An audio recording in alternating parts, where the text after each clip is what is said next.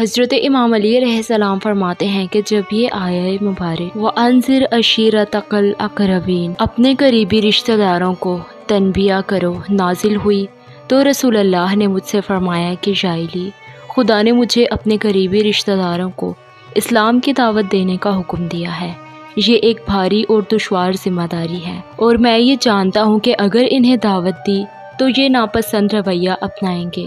اب تک میں سکوت اختیار کیے رہا کہ شاید کو راہ نکل آئے، لیکن جبرائیل علیہ السلام نازل ہو کر کہتے ہیں کہ یا محمد اگر آپ نے خدا کا کام انجام نہیں دیا تو وہ آپ سے اس بارے میں سوال کرے گا۔ اب تم اٹھو اور بھیڑ کے گوشت سے ہمارے لیے غذا اور کھانے پینے کے لیے دودھ کا بندوبست کرو۔ بنی عبد المطلب کو دعوت دو تاکہ ہم انہیں خدا کا پیغام پہنچا سکیں۔ میں نے کھانے کا بندوبست کیا اور تقریباً 40 افراد کو دعوت دی۔ ان میں رسول اللہ کے چچا یعنی ابو طالب، حمزہ، عباس اور ابو لہب بھی موجود تھے۔ جب تمام مہمان آ چکے تو رسول خدا صلی اللہ علیہ وآلہ وسلم نے فرمایا کہ کھانا لے آؤ۔ رسول اللہ خود اپنے ہاتھ سے گوشت کے ٹکڑے کر کر کے برتنوں میں رکھتے اور مہمانوں کو دیتے جاتے۔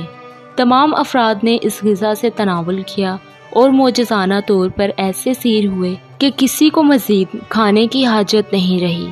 اس خدا کی قسم کہ جس کے قبضہ قدرت میں میری جان ہے، جو غذا میں نے فراہم کی تھی عام حالات میں اس سے ایک شخص ہی سیر ہو سکتا تھا، لیکن رسول خدا کی عنایت سے اس کھانے سے تمام مہمان سیر ہو گئے۔ کھانے کے بعد رسول اللہ نے حکم دیا کہ دودھ سے مہمانوں کی پذیرائی کروں۔ میں دودھ کا برتن اٹھا لایا اور سارے مہمانوں نے اس سے پیا اور سیراب ہو گئے۔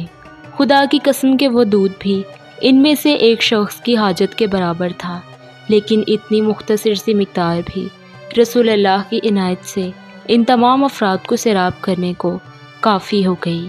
مہمان نوازی کے بعد جیسے ہی رسول اللہ کچھ کہنے کو کھڑے ہوئے تو ابو لہب نے سبقت لیتے ہوئے کہا کہ تمہارے میزبان نے عجیب جادو چلایا۔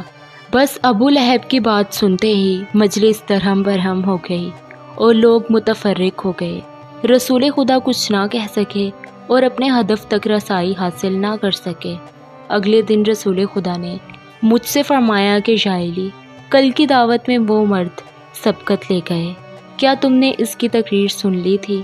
قبل اس کے کہ میں کچھ کہتا لوگ تتر بتر ہو گئے، لہٰذا اب تم کل ہی کی طرح پھر سے غذا کا بندوبست کرو اور انہیں دعوت دو تاکہ میں اپنی ذمہ داری نبھا سکوں۔ میں حکم بجا لایا اور ان سب کو دوبارہ دعوت دی۔ گزشتہ دن ہی کی طرح رسول خدا نے دوبارہ کھانا تقسیم کیا۔ مہمانوں نے کھانا کھایا اور سیر ہو گئے۔ اس کے بعد فرمایا کہ مہمانوں کی دودھ سے پذیرائی کروں۔ میں نے سب کو دودھ پیش کیا۔ اس بار رسول خدا نے ابتدا سے ہی لجام کلام اپنے ہاتھ میں تھام لی اور ان افراد سے فرمایا کہ اے بنی عبد المطلب کے خدا کی قسم، عرب کے درمیان آج تک مجھ جیسا کوئی مرد نہیں آیا کہ جو اس قدر اپنے لوگوں کا خیر خواہ ہو۔ میں تمہارے لیے بہترین اور سب سے زیادہ سعادت بخش پیغام لایا ہوں، ایسا پیغام کہ جس میں تمہاری دنیا و آخرت کی خوش بختی مضمر ہے۔